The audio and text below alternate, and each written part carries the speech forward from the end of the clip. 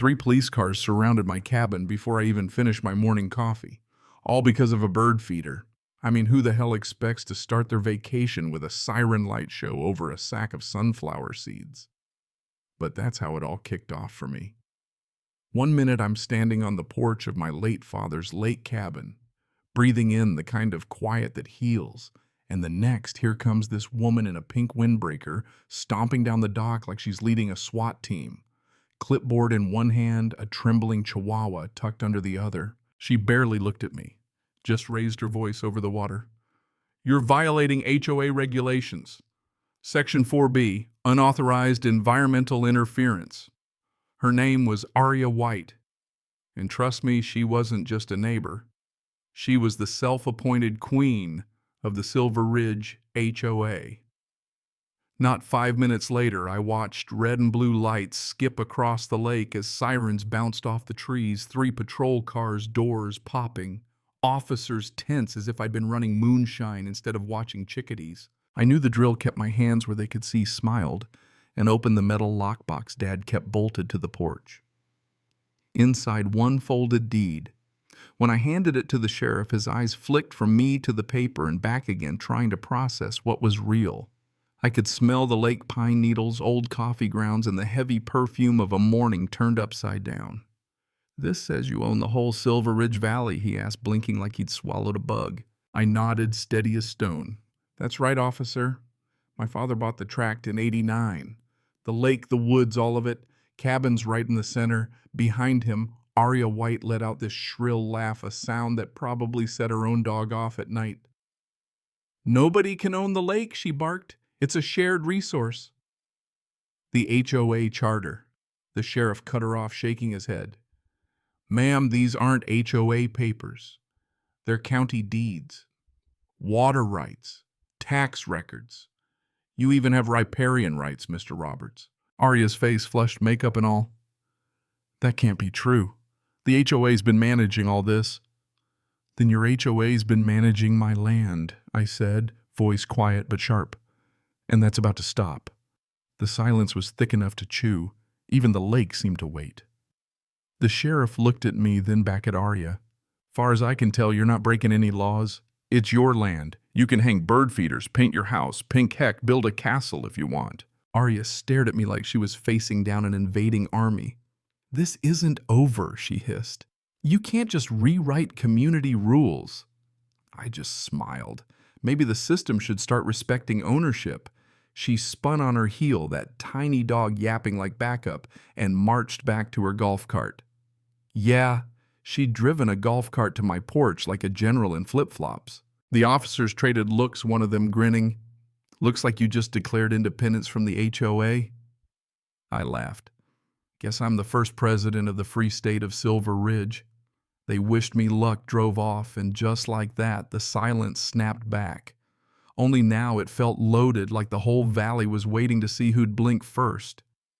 I stood there a minute, thumb running over Dad's signature on that old deed, feeling the weight of what he'd really left me. Not just a cabin, something to defend. That night I stared into the fire and realized what got me most wasn't her arrogance, it was how sure she was. Aria didn't see herself as a bully. She thought she was in charge because nobody had ever told her otherwise. That kind of confidence. It's contagious, especially in a place where folks just want peace and don't check the paperwork. The next morning I drove into town. It's the kind of place where everybody knows your truck, the coffee's burnt, and the post office closes for lunch. When I mentioned Aria to the receptionist at Whiten and Associates, she just rolled her eyes. "Oh, you mean Mrs. White's committee?" Turns out Aria had taken over 3 years ago after the real HOA dissolved. No paperwork, just letters, threats, and a lot of bluster. She'd built an empire out of nothing but a letterhead and a bad attitude. On the way back, my mood shifted from bemused to determined. I spent the day hiking my boundaries, checking old markers Dad and I hammered in when I was a kid. Found a shiny new private HOA property sign hammered in 30 feet north of the original line. Subtle. I didn't need a detective to guess who put it there. Maybe she figured no one would notice. But I wasn't just visiting, I was staying. That night, I cataloged everything: photos, GPS, timestamped videos. Uploaded it all. If Aria wanted a war of paperwork, she'd picked the wrong guy. Over the next week, the pressure turned up in that classic HOA way, passive-aggressive but relentless. Flyers appeared on my windshield, calling me an environmental vandal. A $2,500 fine for unauthorized shoreline modification landed in my mailbox, complete with a pine tree logo printed off her kitchen printer. I waited her out. 3 days later, another knock. Aria, shades on lips pursed, clipboard cocked. One last chance to cooperate before we take this to the county. I grinned. Funny, the county's already involved. They confirmed my ownership. Her nostrils flared. You think you can just tear down everything we built? No, I said. I think you built it on someone else's land. She stomped off heels, stabbing the boards like exclamation points. The thing is, the valley never really went back to calm. You could feel it in the air. The wind carried a charge like before a thunderstorm. I found new HOA property signs popping up all over my shoreline, each one bolder than the last. Flyers flapped from the dock bulletin board. Notice of violation. Fines pending. Signed, Aria White, President. There was even a fake inspection date. I stood there until the absurdity made me laugh out loud.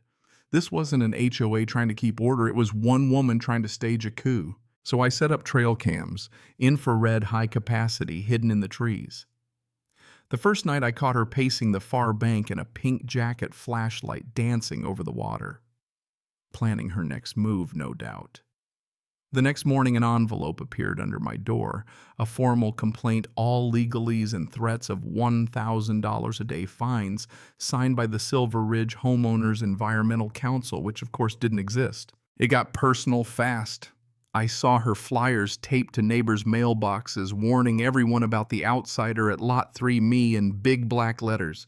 It wasn't just harassment, it was character assassination.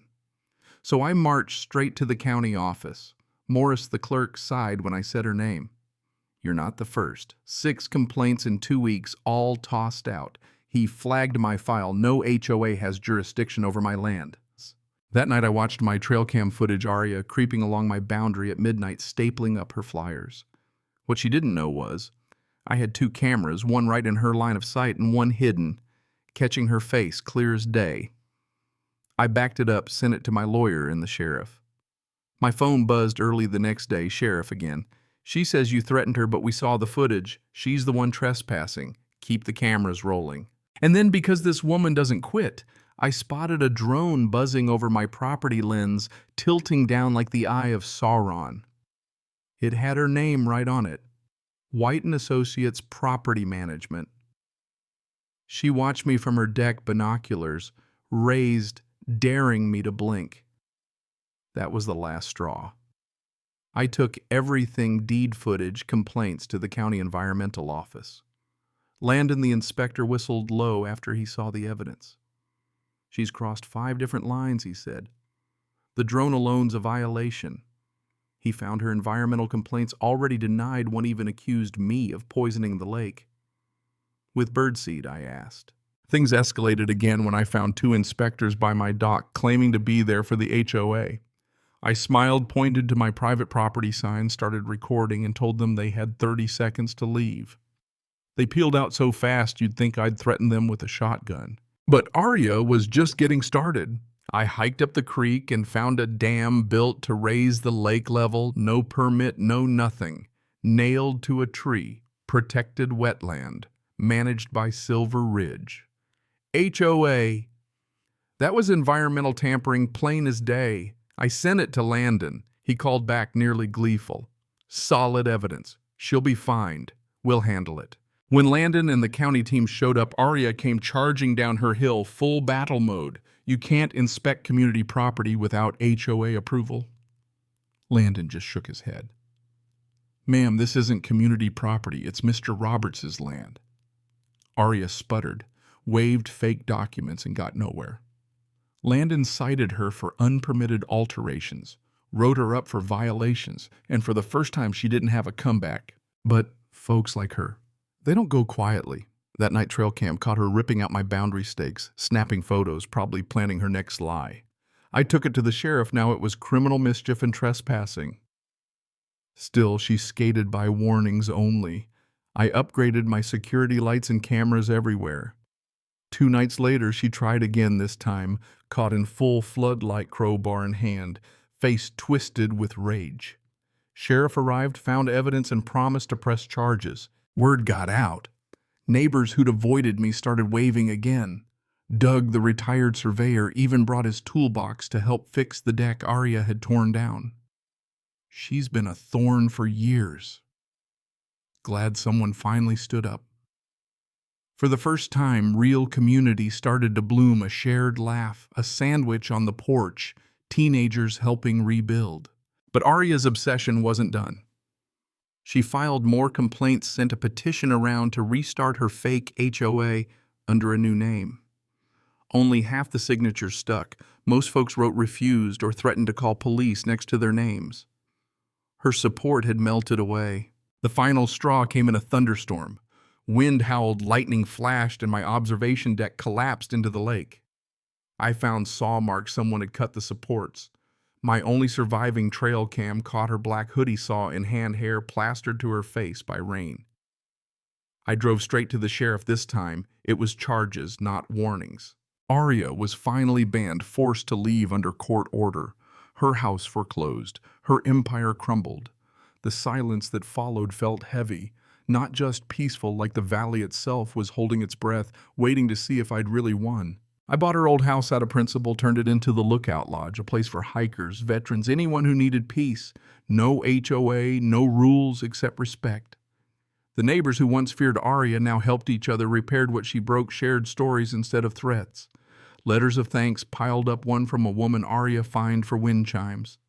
Now I can finally sit by the water and breathe. Spring came, and I found an old marker, Dad's initials still there. That's when it hit me. The valley never really needed a queen. It just needed a caretaker. I climbed the lookout tower one last time, wind cold and clean, watching lights flicker on below. The mountain Dad always said chooses who gets to stay. This time it chose me.